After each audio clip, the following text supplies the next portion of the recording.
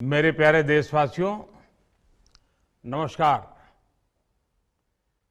आज देव दीपावली का पावन पर्व है।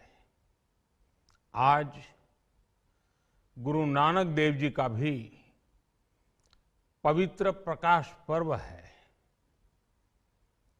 मैं विश्व भर में सभी लोगों को और सभी देशवासियों को इस पावन पर्व पर हार्दिक बधाई देता हूं। ये भी बहुत सुखद है कि 1.5 साल के अंतराल के बाद करतारपुर साहिब कॉरिडोर अब फिर से खुल गया है। साथियों, गुरु नानक जी ने कहा है, बीच दुनिया सेवी कमाइए त दरगिही बेसन पाइए। यानी संसार में सेवा का मार्ग अपनाने से ही जीवन सफल होता है। हमारी सरकार इसी सेवा भावना के साथ देशवासियों का जीवन आसान बनाने में जुटी है। न जाने कितनी पीढ़ियां जिन सपनों को सच होते देखना चाहती थी, भारत आज उन सपनों को पूरा करने का भरपूर प्रयास कर रहा है। साथियों, अपने 5 दशक के सार्वजनिक जीवन में मैंने किसानों की परेशानियों को, उनकी चुनौतियों को बहुत करीब से देखा है, महसूस किया है। इसलिए जब देश ने मुझे 2014 में प्रधानमंत्री के रूप में सेवा का अवसर दिया, तो हमने कृषि विकास, किसान कल्याण को सर्वोच्च प्राथमिकता दी। साथियों, इस सच्चाई से बहुत लोग अनजान है कि देश के 100 में से 80 किसान छोटे किसान हैं। उनके पास 2 हेक्टेयर से भी कम जमीन है। आप कल्पना कर सकते हैं, इन छोटे किसानों की संख्या 10 करोड़ से भी ज्यादा है। उनकी पूरी जिंदगी का आधार यही छोटी सी जमीन का टुकड़ा है। यही उनकी जिंदगी होती है। और इस छोटी सी जमीन के सहारे ही वो अपना और अपने परिवार का गुजारा करते हैं। पीढ़ी दर पीढ़ी परिवारों में होने वाला बंटवारा इस जमीन को और छोटा कर रहा है। इसलिए देश के छोटे किसानों की चुनौतियों को दूर करने के लिए हमने बीज, बीमा, बाजार और बचत, इन सभी पर चौतरफा काम किया।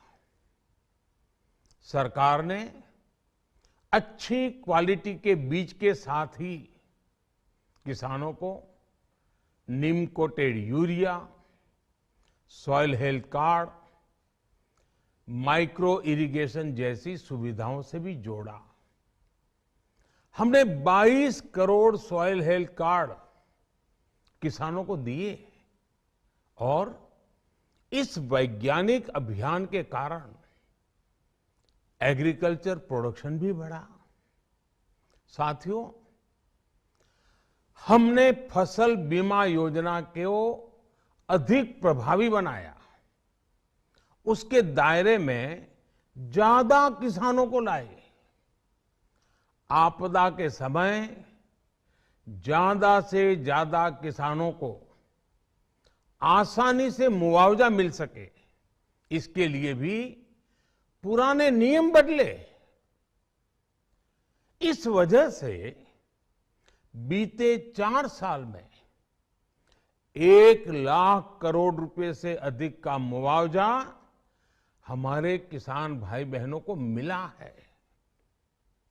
हम छोटे किसानों और खेत में काम करने वाले श्रमिकों तक बीमा और पेंशन की सुविधाओं को भी ले आए।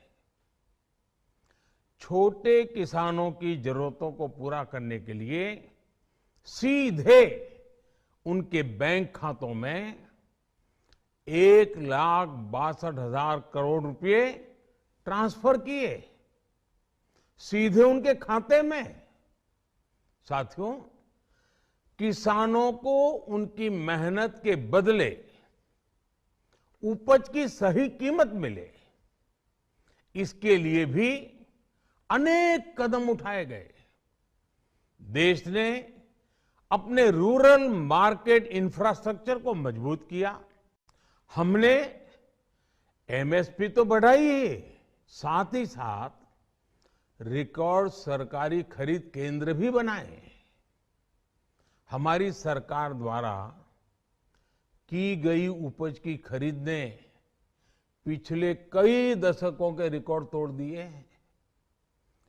देश की 1000 से ज्यादा मंडियों को ई नाम योजना से जोड़कर हमने किसानों को कहीं पर भी अपनी उपज बेचने का एक प्लेटफॉर्म दिया। और इसके साथ ही देश भर की कृषि मंडियों के आधुनिकीकरण पर भी हमने करोड़ों रुपए खर्च किए। साथियों, आज केंद्र सरकार का कृषि बजट पहले के मुकाबले 5 गुना बढ़ गया है। हर वर्ष 1.25 लाख करोड़ रुपए से अधिक कृषि पर खर्च किए जा रहे हैं। 1 लाख करोड़ रुपए के एग्रीकल्चर इंफ्रास्ट्रक्चर फंड के माध्यम से गांव और खेत के नजदीक भंडारण, इसकी व्यवस्था, कृषि उपकरण जैसी अनेक सुविधाओं का विस्तार, ये सारी बातें तेजी से हो रही है। छोटे किसानों की ताकत बढ़ाने के लिए 10,000 एफपीओ किसान उत्पादक संगठन बनाने का अभियान भी जारी है। इस पर भी करीब 7,000 करोड़ रुपए खर्च किए जा रहे हैं। माइक्रो इरिगेशन फंड के आवंटन को भी 2 गुना करके 10,000 करोड़ रुपए कर दिया गया है। हमने क्रॉप लोन भी 2 गुना कर दिया, तो इस वर्ष 16 लाख करोड़ रुपए हो जाएगा। अब पशुपालकों को मछली पालन से जुड़े हमारे किसानों को भी किसान क्रेडिट कार्ड का लाभ मिलना शुरू हो गया है। यानी हमारी सरकार किसानों के हित में हर संभव कदम उठा रही है, लगातार एक के बाद एक नए कदम उठाती जा रही है। किसानों की आर्थिक स्थिति सुधरे, उनकी सामाजिक स्थिति मजबूत हो, इसके लिए पूरी ईमानदारी से काम कर रही है। साथियों, किसानों की स्थिति को सुधारने की इसी महाअभियान में देश में 3 कृषि कानून लाए गए थे। मकसद ये था कि देश के किसानों को, खासकर छोटे किसानों को और ताकत मिले, उन्हें अपनी उपज की सही कीमत और उपज बेचने के लिए ज्यादा से ज्यादा विकल्प मिले। बरसों से ये मांग देश के किसान, देश के कृषि विशेषज्ञ, देश के कृषि अर्थशास्त्री, देश के किसान संगठन लगातार कर रहे थे। पहले भी कई सरकारों ने इस पर मंथन भी किया था। इस बार भी संसद में चर्चा हुई, मंथन हुआ और ये कानून लाए गए।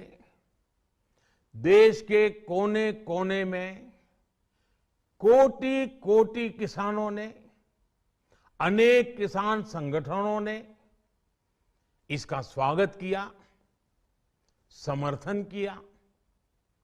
मैं आज उन सभी का बहुत बहुत आभारी हूं, धन्यवाद करना चाहता हूं। साथियों, हमारी सरकार किसानों के कल्याण के लिए, खासकर छोटे किसानों के कल्याण के लिए, देश के कृषि जगत के हित में, देश के हित में, गांव गरीब के उज्जवल भविष्य के लिए पूरी सत्यनिष्ठा से, किसानों के प्रति पूर्ण समर्पण भाव से, नेक नियत से ये कानून लेकर आई थी। लेकिन इतनी पवित्र बात, पूर्ण रूप से शुद्ध किसानों के हित की बात, हम अपने प्रयासों के बावजूद कुछ किसानों को समझा नहीं पाए। भले ही किसानों का एक वर्ग ही विरोध कर रहा था, लेकिन फिर भी ये हमारे लिए महत्वपूर्ण था। कृषि अर्थशास्त्रियों ने, वैज्ञानिकों ने, प्रगतिशील किसानों ने भी उन्हें कृषि कानूनों के महत्व को समझाने का भरपूर प्रयास भी किया। हम पूरी विनम्रता से, खुले मन से उन्हें समझाते रहे। अनेक माध्यमों से व्यक्तिगत और सामूहिक बातचीत भी लगातार होती रही। हमने किसानों की बातों को, उनके तर्क को समझने में भी कोई कोर कसर बाकी नहीं छोड़ी। कानून के जिन प्रावधानों पर उन्हें ऐतराज था, सरकार उन्हें बदलने के लिए भी तैयार हो गई। 2 साल तक हमने इन कानूनों को सस्पेंड करने का भी प्रस्ताव दिया। इसी दौरान ये विषय माननीय सर्वोच्च न्यायालय के पास भी चला गया। ये सारी बातें देश के सामने है, इसलिए मैं इनके अधिक विस्तार में नहीं जाऊंगा। साथियों, मैं आज देशवासियों से क्षमा मांगते हुए सच्चे मन से और पवित्र हृदय से कहना चाहता हूं कि शायद हमारी तपस्या में ही कोई कमी रही होगी, जिसके कारण दिए के प्रकाश जैसा सत्य कुछ किसान भाइयों को हम समझा नहीं पाए। आज गुरु नानक देव जी का पवित्र प्रकाश पर्व है। ये समय किसी को भी दोष देने का नहीं है। आज मैं आपको, पूरे देश को ये बताने आया हूं कि हमने 3 कृषि कानूनों को वापस लेने का, रिपील करने का निर्णय लिया है। इस महीने के अंत में शुरू होने जा रहे संसद सत्र में, इसी महीने में, हम 3 कृषि कानूनों को रिपील करने की संवैधानिक प्रक्रिया को पूरा कर देंगे। साथियों, मैं आज अपने सभी आंदोलनरत किसान साथियों से आग्रह कर रहा हूं, आज गुरु पर्व का पवित्र दिन है। अब आप अपने अपने घर लौटे अपने खेत में लौटे, अपने परिवार के बीच लौटे। आइए एक नई शुरुआत करते हैं, नए सिरे से आगे बढ़ते हैं। साथियों, आज ही सरकार ने कृषि क्षेत्र से जुड़ा एक और अहम फैसला लिया है। जीरो बजट खेती यानी प्राकृतिक खेती को बढ़ावा देने के लिए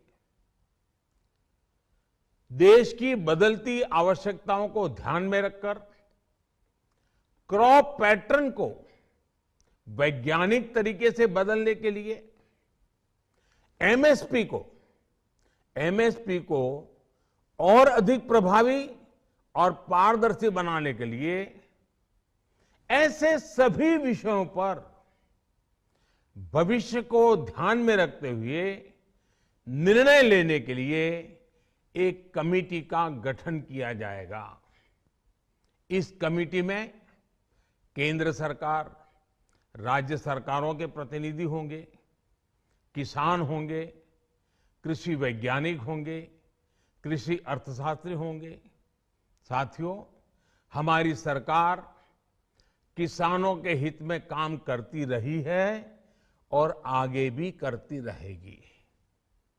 मैं गुरु गोविंद सिंह जी की भावना में अपनी बात समाप्त करूंगा। देहि शिवावर मोहे इहे, शुभ कर्मन ते कबहू न टरो। हे देवी, मुझे ये वर दीजिए कि मैं शुभ कर्म करने से कभी पीछे ना हटूं। जो किया किसानों के लिए किया, जो कर रहा हूं देश के लिए कर रहा हूं।